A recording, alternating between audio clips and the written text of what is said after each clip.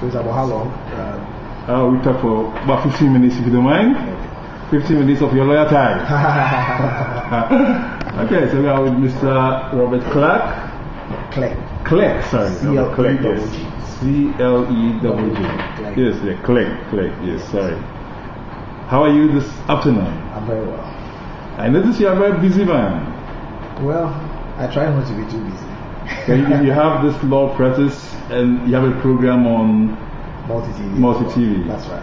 And that's every weekday? Every weeknight? Every weekday. Including the weekends? No, every weekday. Oh, every weekday, sorry. That's right. Okay, this is very, very interesting. Well, welcome to African Nest TV. Thank you very much. I want to talk to you about a few things.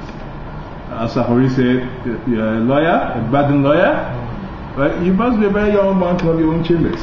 I guess so. It's a very rather precocious move on my part. People would like to wait till they have more grey hairs than black on their head before they venture into this, if at all, because that's a matter of fact, most lawyers will start their own practice. But I did 2 years in a firm. I picked up a thing or two, decided that there's a certain style, certain approach that I didn't see was common around. And so I thought that I could charge this course, and 3 years down the road. How would you describe that? What was the course you taking? A new course. Well, in terms of even the way law offices work, the general tendency has been in the very old established places to have a certain setup, which for me is not really the best to begin with. Secondly, the law has never really been seen as a business. And you read a lot of the literature from all around the world where many insist that law is not a business, it's just a calling. So the British tradition. And all that. And even in America, I have a book on my desk I can show you, written by a very renowned American author, who says that if you think law is a business, then you're in the wrong place. I respectfully disagree with him. Was that law is a vocation? Something like that. It is just a noble calling to society. Somebody has to pay the bills. I think it's a business. I think all the principles of marketing, trading, dealing, human resource, dealing with people, etc., all those issues apply. But you cannot tout and stuff like that. Well, that's what the rules say. You cannot tout and stuff like that. You cannot even advertise and all that. But I think that we should be looking at the rules again. In some parts of the world, there isn't a problem as long as you are properly qualified, properly trained, and you are aware of the rules that govern your practice. Nothing should stop you from really saying that this is what I do and this is where I am and I'm available for A, B, C, or D. So I think that there should be a certain shift, a certain modernization of the way law is seen in the world. There are in places out there where they do much more law than we do. There are certain topics that I can assure you, if we are brought to this country, many lawyers will not be able to handle because our law doesn't seem to have developed into that area. And even in those parts of the world, it's not out of the ordinary to see people really advertise and say, I have the specialty. If you have this issue, there's a big billboard pointing at you and saying you can call this number or that number. Bringing the law to your doorstep. Which specialties would you say we are especially handicapped in? Oh, I've done some work. I did work for a big bank in South Africa together with some of my seniors on derivatives trade. And trust me, even when we went to the central bank and some banks, we couldn't really get very clear answers on a lot of the things that we had to research on. It took us a lot of time and effort to do with this matter. So in terms of international financial matters, I think that we operate on quite a basic level. And for that reason, there are so many things that are not here. And even legal training in itself needs to come to terms with the modern trends. Because look, most people who come out of law school will know certain basic principles, but do not know the form and shape of many things in practice. If we have two big companies thinking of a measure, precision, and all of those things, I'm sure some students can give you some definitions of what some of these things are. But what they look like in practice will be very difficult for many. To what extent is legal practice internationalized in Ghana? Let's say if there's a lawyer from Australia, how difficult will it be for him to come to Ghana to practice? Not necessarily in the courts, to advise.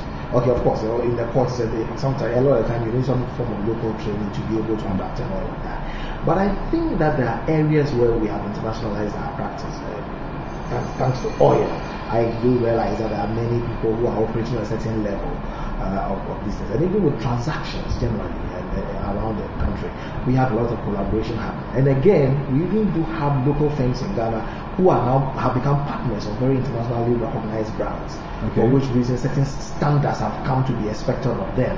And even the books and precedent books, etc., that are used are not of the ordinary kind, but are really internationalized. So to that extent, you will find that the level has been raised somewhat. But I still think we have some way to go, because it's not very an ordinary thing that you can just point around and say, oh, just walk into the law firm and you get what you're looking for.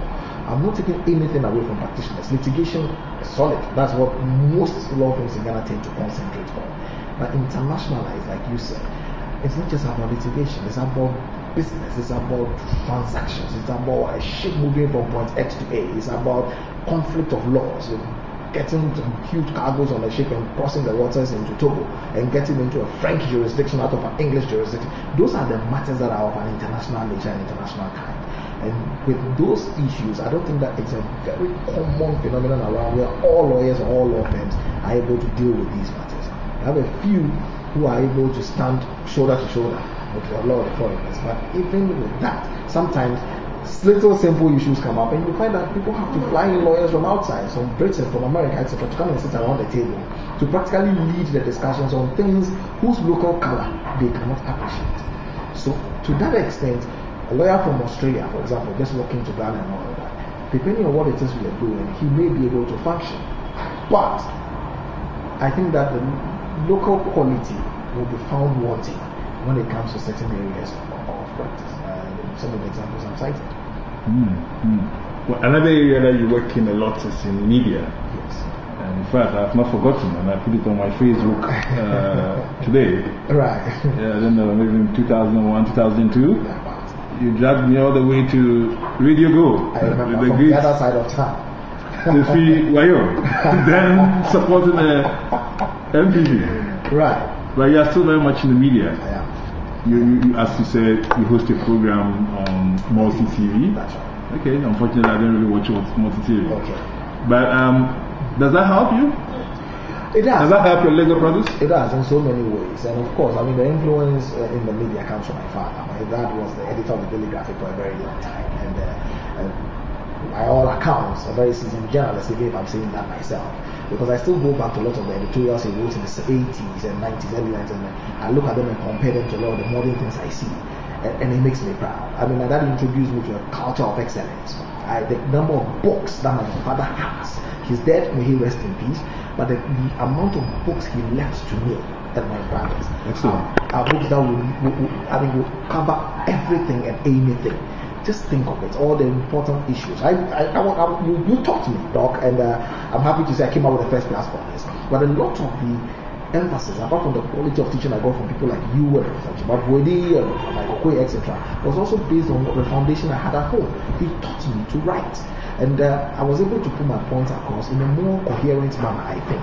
I had things I could rely on. Anytime a lecturer spoke about politics in Ghana, etc., I had newspaper cuttings from the 60s and 70s from where I could read directly some of the issues that you were discussing with regard to the PP or the UP or whichever. I had that resource at home, and it gave me an added advantage. I have books on international politics. I have books on international relations from my father's perspective. When we attended all those conferences in Washington, D.C., state, whatever, he brought those materials down to me and handed them over to me. So that influence has always been there. And that's the reason I never applied to work in the media, but I've always found myself in there somehow. Because I believe, well, I probably must be doing something right. In my practice, it definitely does help me. Believe me, I go to court and lawyers address me and ask me, when judges say, Mr. When are we coming on your show too? Just by way of the job. Wow. And it's a calm way. It calms my nerves. It opens doors. It opens doors for me. It calms my nerves. As a matter of fact, in my practice, I know that the judge, before I introduce myself, will mention my name. And Mr. Clegg, what case do you have before us this morning? And all of that. It gives me an added advantage in so many ways. That's not to say I'll get a verdict that I do not deserve. But in this life, we have 50-50 scenarios. And if a good thing pushes you, in that 50-50, it could tilt the scale for you. It could get your case heard. It could get attention for you. You need some material, some certified true copies from the registry or whatever. You appear and people recognize you. It gives you an advantage. Even in my everyday life, I walk into a banking hall, I get a lot of help simply because somebody can make me out or recognize me. So in itself, as a professional, it helps me in so many ways. I get, doors open, and I think that I'm only 5 years older than that currently, but I get attention that perhaps most of my seniors ordinarily will not get, simply because the media has given. Well, I must say, it struck me that a week ago or 10 days ago, there was a news item in the graphic on one of your clients. Right. And actually, there was a beautiful picture of your good self on the back page.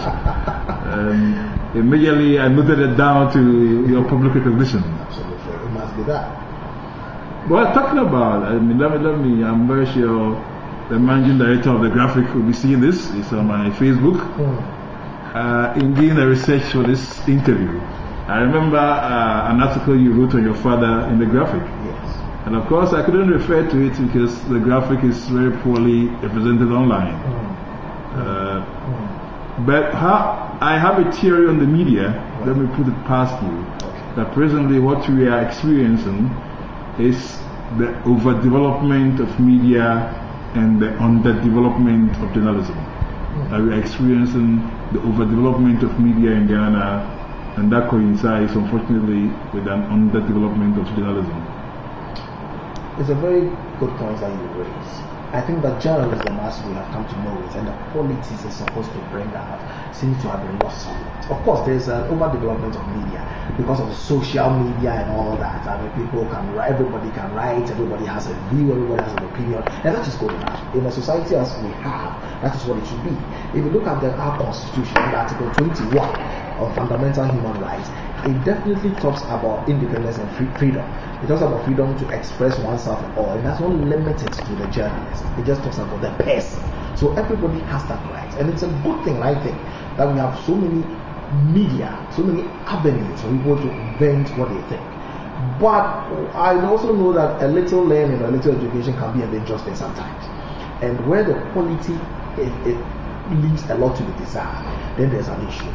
We cannot gainsay the fact that you cannot pick many newspapers in Ghana and learn something new. A lot of the time, you actually can pick newspapers, read them, and you are tempted to pick a pen and start correcting some of the things you see. But that is not to take away from the few people we have in there. Perhaps a dearth of them, yes, but there still are a few people who really make you want to read an article. I mean, we still have KB Asante in there writing some articles in the Daily Graphic, and if KB Asante is appearing on the Monday, perhaps the Monday paper is appealing to me. And so we still have a few things in there that we all look forward to. But the graphic, as an example, is not what it should be. It's not where it should be. It should have dedicated pages to specialized issues, I think. And we don't find that yet. I think the graphic should be giving us 80 pages or more with cheeky ease. I don't know what that's going to happen. The point is, news is quite expensive here. You buy the New York Times for $1.50. Yeah. You're buying the graphic for about $1 now. Absolutely. And I get to read the New York Times online every morning when I come to the office. Graphic is nowhere, as you say, it doesn't do a very good job of that. Very poor job, actually. Very poor job. Absolutely. In fact, I say the graphic as it's operating now is a danger to Ghanaian civilization. Let me repeat it. The graphic as it's operating now is a danger to Ghanaian civilization. That's a very interesting point. But if you look at some of the other newspapers, then it comes a lot very much. As Legon Hall says, to whom much is given, much is expected. Graphic has a lot, they have to redeem much more. I think so. Let me try to round this up. I will end up with a question from one of my Facebook friends. Right. Prekese Ghana Media. I hope your nickname right. He wants to ask a question about chieftaincy. I noticed that you already did a public lecture on land issues in which you're making a connection to chieftaincy. What do you think about the connection between chieftaincy and our modern state? Generally, it's a very interesting question, and I believe that this is something that from where you sit, you could supervise a whole thesis on. And but to put this briefly and generally, as you say, chieftaincy still, to my mind, would be an important institution to our constitutional form arrangement, because as a young person who's been involved in a lot of research work as well with the Center for Democratic Development for years, the Ghana Institute of Economic Affairs as well for years, I found myself going to the far reaches of this country, and I was shocked to find that a lot of us sit in Accra and visit places like Takoradi once in a while, or go to court in Kumasi, and we think that this is all of Ghana that we see. As a matter of fact, the state, as many of the educated or the book-learned people have come to understand it, does not have the same picture for majority of our people. Indeed, access to even to the court of law and what it stands for is not something that many people can ordinarily access. I mean, to even file all the processes that are required to be filed and to get legal representation, to enter a court of law with all that it looks like, even for many lawyers can be intimidating. How much more the ordinary person? So I think that the chieftaincy system, as we have it in itself and in all these places, tends to bring some form of understanding of the arrangements of society to many of our people. It is the chieftaincy institution and the way it is formed that makes a lot of people on that society understand that there is order. It makes them appreciate law. It makes them appreciate that there are boundaries. As Robert Frost said, fences make good neighbors. In the those areas, people have a way of determining what our boundaries are, even without putting up brick walls and all that. It's because there's a certain system, and that's why the teaching system seems to suffer somewhat when you come to the capital city of Accra and some places. Perhaps in Kumasi it's different because Asante Hene has a different setup, and his paramountcy is of a special kind. So, in so many ways, I would say that the teaching systems have been based on the level of development of our society. It's good for us. People get to advocate their cases. People get to farm and use Ibunu, research systems, and all the things that we have going, which we should develop. But at this stage, gets to be regulated and coordinated because they know that there's a system, there's a society where we can have rules and all of that. People can hear the chief and what he has to say. There's a mode by which we get people to be elected into these seats. There's a way to remove them. And people understand at those levels that the systems operate. Try to go to the high court, even in a place like Takwa, which is supposed to be one of the biggest wealth-generating places. I was shocked the first day I went to the high court in Takwa. Nondescript Imam Shakal building, and I won't be happy to be appointed as a judge to go to Takwa. And I think we should be doing more about it. What about places like in Swayam and all those places? You'd be surprised at what you see. But it's the chieftaincy system, as we have it, that keeps those societies together and still cements them together and makes them understand that we still need order and form. But that is not to say that the chieftaincy system, as it runs currently, is perfect in itself. Because I know that it has also, by its failure to crystallize some of the principles on which it stands, led to a lot of disagreements. And we can begin to talk about the fighting up north and the gates up there and the difficulty in determining for ourselves how secession works and all. Because it's much easier when we have an election, despite all the issues that people will raise, to know that this is the date of swearing in, this is the way we will run it, this is a second term if this doesn't happen. But it may not be that clear with the chieftaincy system. And again, there's a lack of uniformity when it comes to that, because it says it's based on culture and it's based on custom. It cannot be uniform. Absolutely. And I'm saying that we have not lived in pigeonholes in this country for a very long time. We mixed and moved so much that people seem to also carry their, what we call in law, their personal law across the I like that. I like that. They carry their personal law. I did a study for USA about 6 months ago, and I had the benefit of interviewing Justice Brobby. Okay. Very, very learned man. Absolutely. Chieftaincies and so Oh, yes. But also I got to know about the projects by the Judicial Service. As I would describe it, it's an attempt to rationalize the processes of especially the traditional courts. Right. Would you know about that? Yes. They're trying to rationalize the process of the traditional courts. They're trying to put in some systems by which things run, and procedure is important. Because in life, the substance is great. He slapped me, he took my whatever, and so I have a right. But if the procedure by which you try to get that right established for you is not properly laid out, somebody could always do wrong and get away with it because you didn't follow the order. And that's what people say. Some lawyers use technicality to win a case when their case is bad. So you try to set up all those things. And Justice Brobby is a leading light, not just in chieftaincy matters. He's one of the deepest brains we are blessed as a country to have. And that's the problem we have in this country. I'm a political scientist, and I must tell you, intellectually, I find at least more than half of lawyers in this country quite disappointing. And I suspect even with the judiciary.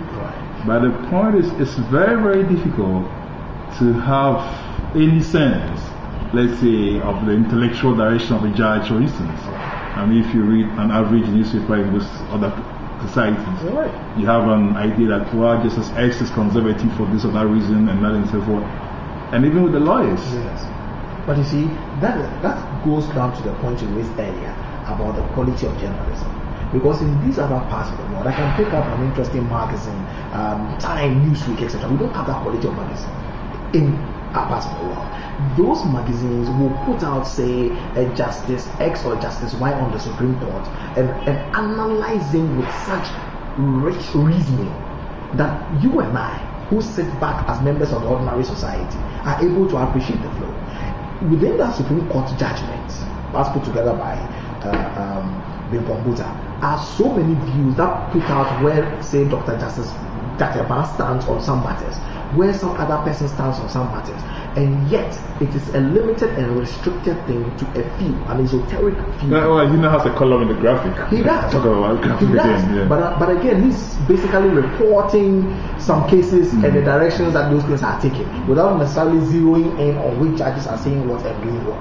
But a lot of them out there in the Supreme Court have very fantastic views on so many issues. If the quality of our journalism was that high up, trust me, the graphic, for example. Even basic biographical facts. Absolutely. People will be interested in dealing with those matters and bringing them out.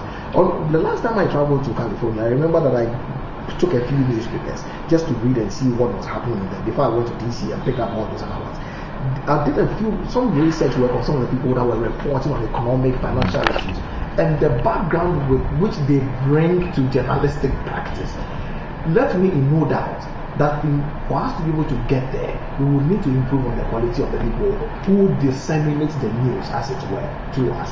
So that lack of quality in this has done really done a lot of harm to us. And then most of our journalists are just interested in what is we call sensationalism. That part may also be good, but we also need people with specialized interest and skills to really dwell on some of those things and make it happen. And you talk about the lawyers, you're right. Too many of us as lawyers are just basically interested in litigating matters. There isn't much of an intellectual dimension to things. There isn't much of, you don't even see, we used to have beautiful University of Ghana publications on miscellany at law and all of those things, where fantastic articles were written on all manner of issues. We don't have those publications again. So sometimes you wonder, are we going forward or are we moving backwards? Well, I'm going to end with a quotation from 1911, which is just to say that maybe the good old days have been much more distant than we think. This is Reverend S. Ato Ahoma, the Gold Coast Nation and National Consciousness. And this is what he has to say in 1911. As a people, we have ceased to be a thinking nation, a race of men and women who think too little and talk too much. As a people, we cease to be a thinking nation, a race of men and women who think too little and talk too much. What do we need to do to think more? I think that we need to change a lot of things, and I don't like very much. I'm not the kind of person who will just say we should move away from doing this, we should do that, we should do that. How do we get us to do that? For me, I think that our educational system in itself must also begin to change. We must put in practical changes to the way we teach. I can talk about the law. I think that legal education must emphasize intellectual reasoning. Legal education must move away from just by rote learning and teaching people what some sections say without us even understanding the policy ideas behind those sections. That is how we can get a society, a court system, where we understand that purpose is the reason why we do everything. It's not just basically for itself. So something provides for X, we don't care whether it makes sense or it doesn't make sense. That is what it says, and let's do it. We need to find the idea and the reason behind it. And we need also to tell ourselves what we want to achieve. Because I don't think that it's easy for us to just go to, say, a headmaster of a school or go to Ghana Education Service and say, what do you want to achieve with people who get to this level of education? What do you want to find? What do you want to achieve? What do you want them to add to what we are doing? What do you want them to subtract from what we are doing? As a country, dog, we don't even know basic things, which some other countries in the West will tell you. We don't even know how much our president earns. We don't know his reason for wanting to become president. I know Barack Obama earns $400,000 a year, comes to $33,333.33 down ad infinitum, and that is his monthly salary. I don't know what Professor Mills earns. I don't know what John Evans, what Kufuor earned, or what Rawlings earned, and all of that. Those for us are things that we shroud in secrecy. We don't operate a very open society, and that is also one of the reasons why we suffer. If we can open up with all these things, we can find out what it is we desire. The other countries will tell you what employment was in a given month or a given year and all that, because they know what they want. They desire having a workforce of this population out of the total population and all of that. If those are the things we demanded, we would have known what the figures are. But because those are not the things that are of importance to us, we don't care what they mean. We are left wondering and just groping in the dark. We need to have benchmarks with every and anything we do, and that is how we can actually achieve where we want to go. Why should people in the marketing area have a target, find X amount of money every month for us in the bank or in this company and all of that? But as a nation, we don't have any of those targets. Shouldn't we, as universities, know that we want to have a minimum of this number of first classes, this number of second classes and all of that, and this is how we should teach and do that? Shouldn't we know that this number of our graduates, when they go out 5 years down the road, should be able to do X and Y and Z in terms of business, in terms of contributing to reasoning, logic, planning, etc. We don't have any of these things in place. We basically churn people out in terms of all that we do, and then we move on. I think that targeting with all that we do is what will make it easier for us to all know whether we are achieving a result or not. And until we set standards and targets for ourselves, as I sit here, I have a target for what I should earn at the end of the year. I have a target for the number of clients that I want to be able to service in a year. Whether I meet it or not is a different matter, but I have a benchmark by which I operate, and I'm always able to tell whether I failed or I have not. But when you don't have that, it's easy to just tap yourself on the back and say, "Wow, that was a good year." On what basis? We need to have targets. I think that's I don't know about targeting, but what you were saying before, and that might be a suggestion for your program. A few days ago, there's been an item in the news. As far as I'm concerned, that is the most important issue for sustained prosperity in this country. A very low agency of government, the National Information Technology Agency, put out an announcement of something called the Ghana Open Development Initiative, GODI. I want to, no, it's not Open Development, Ghana Open Data Initiative. I wanted to find out about it. I think that it's inadequate. I want to use this platform to ask my good friend, the Vice President, His Excellency John Mahama, to take charge of that. What we need in this country is open development. And what you were describing, how much does the Vice President, I mean, that's not the most important thing actually. I mean, we are on Oxford Street. I said, you should come. You should come for my session. I said, I have something like a Ghana Listening Project. Look at Oxford Street, all the ugly billboards on Oxford Street, so on and so forth. How much does the AMA make on Oxford Street? Absolutely. We need full citizenship. We do. Thank you very much, Richard. Thank you very much, Doc. It's been a pleasure.